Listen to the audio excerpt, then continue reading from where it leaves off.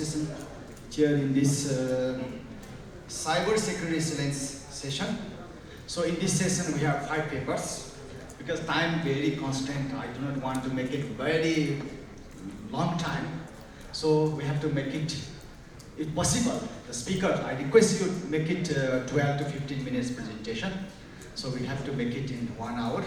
Then after that we have question and answer session. And regarding the presentation, do not talk about the introduction part because all of the participants are in these areas. That's why what the main agenda you are going to do, what is the solution, how we can do that. This is the most important part, okay? Thank you very much.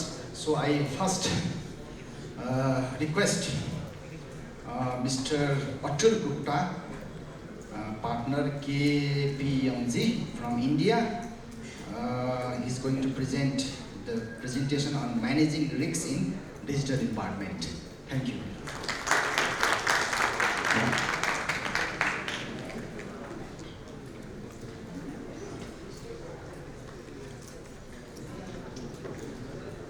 Good afternoon. Thank you so much for inviting us over here. I think I'll start by thanking the organizers because this has been a great day. Very well spent time, at least for me, and I can see from participants they have been enjoying this throughout. Advantage of coming at this hour is what I wanted to talk has already been talked. So that helps, what Professor was saying, it helps me to structure my session only for 15 minutes because all what has been talked, I'll not be talking again. But I wanted to give a very different perspective because I was listening passionately to everyone who was talking since morning, where we had an offensive security approach being talked upon, then we had a very, very detailed product-specific approach being talked upon. I wanted to bring upon a business view, saying that how businesses need to be resilient, given cyber threat is a real threat. So if we can get started with the presentation, that will be helpful. Yeah, that's a topic which I'm talking managing risk in digital environment. I think digital environment is a reality, and I'll just show one picture. I'm very fascinated when I look upon some of these movies which come in typically from the Western world, and they talk about very, very advanced technologies, right? So when I was going through my college days, there were a lot of these movies which will be sci-fi movies, and they would be talking of some of these things. There's just one of these pictures which I wanted to put out. This was from a movie, Wall-E, right? And you would believe at that point of time saying something like this is not feasible, right? It's a great sci-fi imagination which happened. But look at it, it's feasible today, right? That's the direction in which we're moving. And it's not just one of those. There's so many of them which you'll get to see. What we thought upon or what we were exposed to, we never thought it's a reality. It's a reality today, which is happening. And that, even without us realizing, the digital technology is coming and making us disrupt the way we interact with the technology. I saw that slide in the morning, someone talked upon how Airbnb operates, how Uber operates, and so on and so forth. And that's pretty much what we're talking over here. Look at the way we transact. It's completely changed. Look at the way we interact. It's completely changed. The WhatsApp technology, it's made life completely different than what it used to be. Look at the way we compute.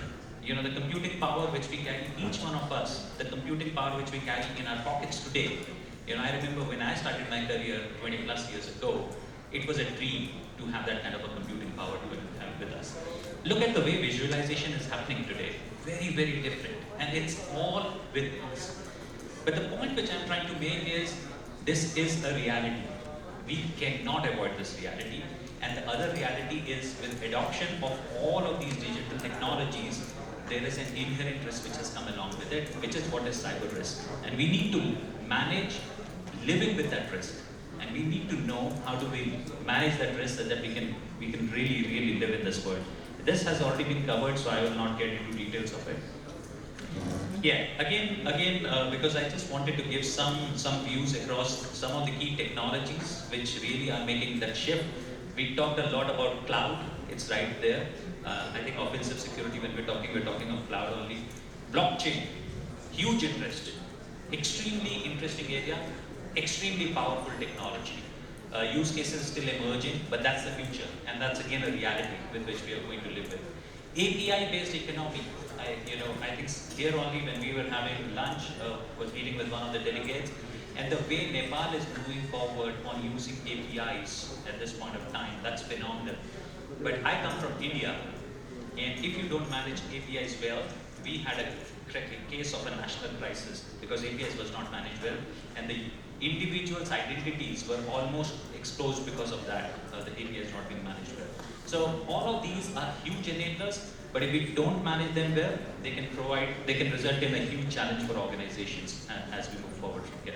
So where is it taking to us? It's taking us to, it's taking us to a price which we all need to pay, which is coming along with these technologies.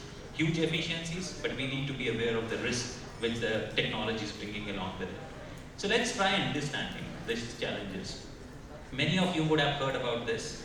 This was a case study which got talked a lot. This was a chatbot which was created. Microsoft introduced Tay as an AI Twitter chatbot.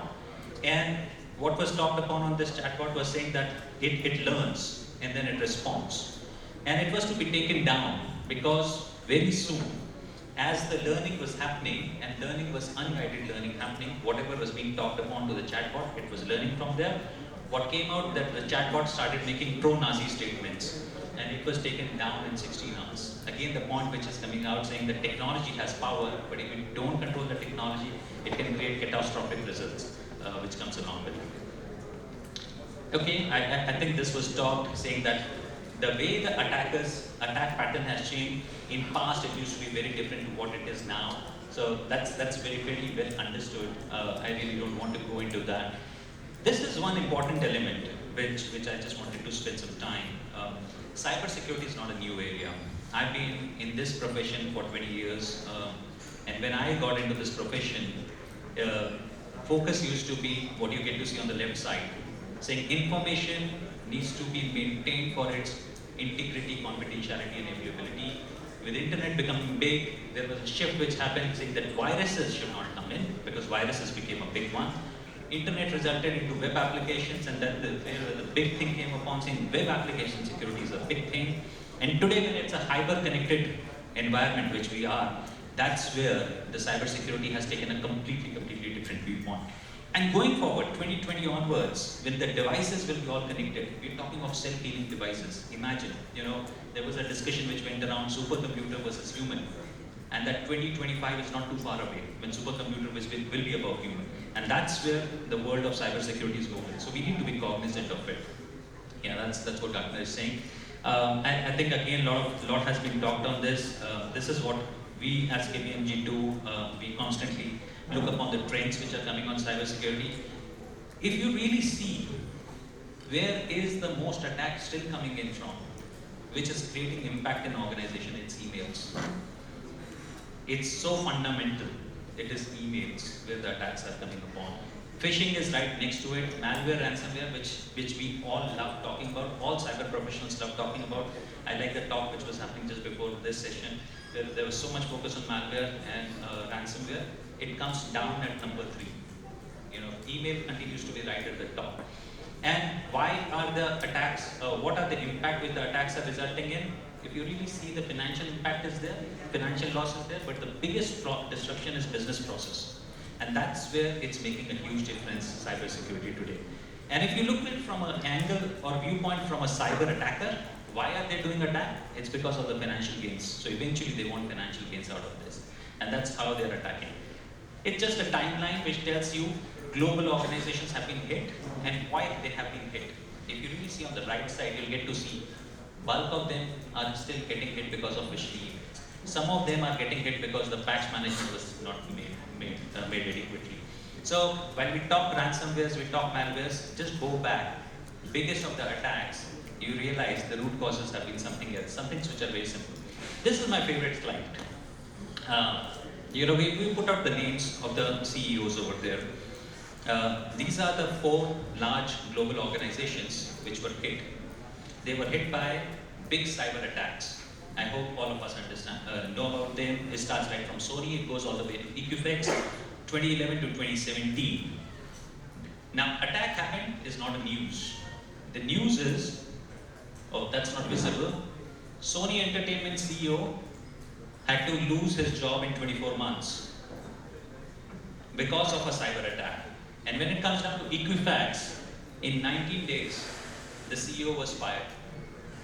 We did a research. We did go back saying that is there any other reason because of which the chief executive of an organization has been fired? And we came across saying there has been no other reason. Even if the performance of the CEO is not good, then that CEO has been fired in 19 days. So the trend is moving that if the chief information security officer is not doing the job rightly, it's not his job who's on threat, it's the chief executive's job which is on threat. And that's the way the world is moving, where it's truly becoming a business risk at this point of time. I think this was talked again, saying that attackers have multiple areas from where they can attack. But while you defend, you just can defend as much as you can. So this is a game where, or a war, where you know who's going to win. But in that war, how do you manage, how do you be resilient is what's important to look upon. Yeah, why is traditional approach not effective? Because it's very reactive. It's a very textbook oriented. If I go across this room, I was having a conversation with a bunch of folks from bank yesterday and trying to understand, like, what's your priority? And everyone's priority, almost 80% priority was coming out to be, how do I prevent from a cyber attack to happen? And if you go back to the picture which I just showed before, there's no way that you can prevent from a cyber attack to happen.